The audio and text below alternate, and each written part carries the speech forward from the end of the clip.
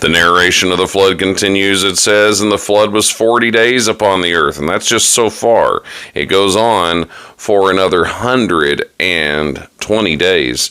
And the waters increased and bare up the ark, and it was lift up above the earth.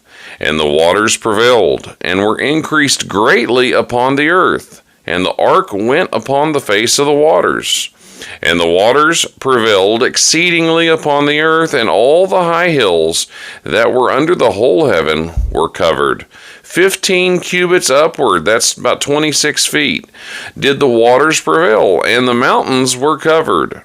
And all flesh died that moved upon the earth, both of fowl and of cattle and of beast and of every creeping thing that creepeth upon the earth, and every man. And all in whose nostrils was the breath of life, of all that was in the dry land died. So the water animals survived. Now, a little note about how high the water was upon the mountains.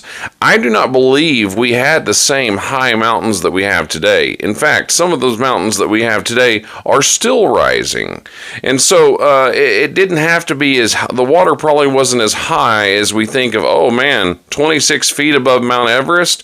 That wasn't necessarily so. I don't think that jagged, rough mountains with these dangerous cliffs existed before the flood.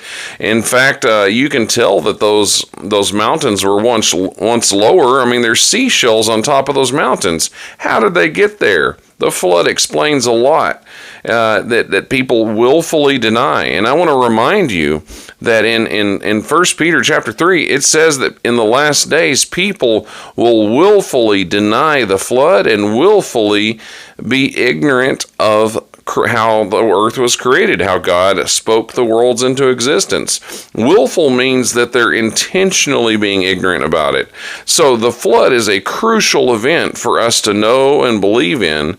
It's talked about in over several hundred ancient civilizations, from Babylon to China to Egypt to Greece to the North American Native Americans spoke about it. Maybe we should consider believing it, no matter what the scientists say.